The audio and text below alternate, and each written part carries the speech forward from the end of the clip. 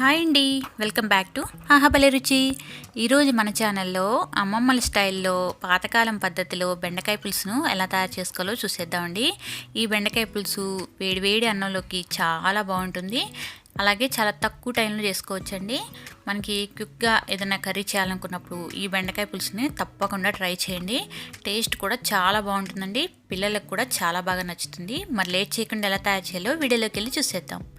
ముందుగా బెండకాయల్ని ఒక పావు కేజీ తీసుకొని ఇక్కడ చూపించిన విధంగా కొంచెం పెద్ద సైజు ముక్కలుగా కట్ చేసుకోవాలి. ఇప్పుడు స్టవ్ ఆన్ చేసి ప్యాన్లోకి 1 టేబుల్ స్పూన్ ఆయిల్ వేసుకోవాలి.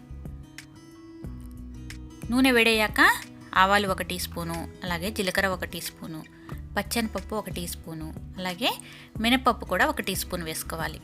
వేసుకున్నాక ఒక ఎండుమిర్చిని కూడా వేసుకోండి. వేసుకొని చక్కగా ఫ్రై చేసుకోవాలి.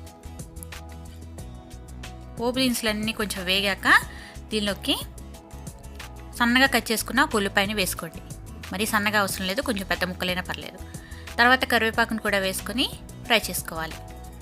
ఇందులోకి ఒక పచ్చిమిర్చిని కూడా కట్ చేసి వేసుకోవాలి. ఆ తర్వాత దంచుకున్న 4-5 వెల్లుల్లి రెబ్బలు కూడా వేసుకోవాలి. వేసుకొని 1 నిమిషం పాటు ఫ్రై చేసుకోవాలి. ఉల్లిపాయలు మరీ ఎర్రగా వేగాల్సిన అవసరం లేదు, లైట్గా మగ్గితే సరిపోతుంది. ఆ తర్వాత మనం బెండకాయ ముక్కల్ని యాడ్ చేసుకోవాలి. అలాగే 1 టమాటాను కూడా కట్ చేసి వేసుకోండి. ఒక చిన్న టమాటా అయితే సరిపోతుంది. వేసుకున్న తర్వాత బాగా కలుపుకోవాలి. ఇలా 1 నిమిషం పాటు ఫ్రై చేసుకున్నాక దీనిలోకి 1 పావు టీ స్పూన్ పసుపు యాడ్ చేసుకోండి. అలాగే 1 టీ స్పూను ఉప్పు కూడా వేసుకోవాలి. పసుపు ఉప్పు వేసి ఒకసారి బాగా కలిసేలాగా మిక్స్ చేసుకోవాలి. మీడియం ఫ్లేమ్లో పెట్టుకొని ఒక 2-3 నిమిషాల పాటు ఈ బెండకాయ ముక్కల్ని మగ్గించుకోవాలి. బెండకాయలు ఇలా కొంచెం సాఫ్ట్గా అయిపోయాక దీనిలోకి మీకు కారానికి తగ్గట్లుగా చూసి యాడ్ చేసుకోండి. మీరు తినే స్పైసీని బట్టి నేను 1 టీ స్పూన్ వేస్తున్నాను. అలాగే దీనిలోకి 1 టీ స్పూన్ ధనియాల పొడి కూడా వేసుకోవాలి. వేసుకున్న తర్వాత ఒకసారి బాగా కలుపుకోవాలి. తర్వాత దీనిలోకి చింతపండు రసాన్ని యాడ్ చేసుకోవాలి. ఒక పెద్ద నిమ్మకాయ సైజంత చింతపండుని ముందే నానబెట్టి ఉంచుకున్నాను, ఆ రసం వేసుకోవాలి. చింతపండు రసం వేసుకున్నాక 1 కప్పున్నర వరకు వాటర్ని కూడా యాడ్ చేసుకోవాలి. ఇది మనకి పులుసు కాబట్టి కొంచెం గ్రేవీ ఎక్కువగా కావాలంటే కొద్దిగా వాటర్ని కూడా ఎక్కువగా యాడ్ చేసుకోవాలి. వేసుకున్న తర్వాత కొద్దిగా బెల్లం కూడా యాడ్ చేసుకోవాలి. అలాగే రుచికి సరిపడా ఉప్పును కూడా అడ్జస్ట్ చేసుకోవాలి. ఉప్పు కానీ కారం కానీ సరిపోకపోతే చూసి అడ్జస్ట్ చేసుకోవచ్చు. ఆ తర్వాత మూత పెట్టేసుకొని ఒక 4-5 నిమిషాల పాటు మీడియం ఫ్లేమ్లో ఉడికించుకోవాలి.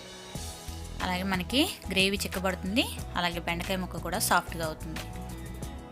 ఒకసారి బాగా కలుపుకొని ముక్క ఉడికిందో లేదో ఒకసారి చెక్ చేసుకొని ఉప్పు కానీ కారం కానీ సరిపోకపోతే ఉప్పు కారాన్ని కూడా వేసుకోవచ్చు.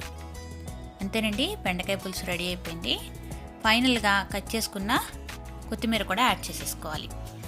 కొత్తిమీర వేసేసుకొని ఒకసారి బాగా కలుపుకొని స్టవ్ ఆఫ్ చేసేయాలి. అంతేనండి, బెండకాయ పులుసు రెడీ అయిపోయింది. వేడివేడి అన్నంలోకి చాలా కమ్మగా ఉంటుంది. మీరు కూడా ఈ వీడియో చూసి తప్పకుండా ట్రై చేయండి. మీకు కనుక ఈ రెసిపీ నచ్చినట్లయితే ఒక లైక్ చేసి మీ ఫ్రెండ్స్తో రిలేటివ్స్తో షేర్ చేయండి. అలాగే మన ఛానల్ని వెంటనే సబ్స్క్రైబ్ చేసుకొని పక్కనే ఉన్న బెల్ బటన్ని క్లిక్ చేయండి. Thank you for watching.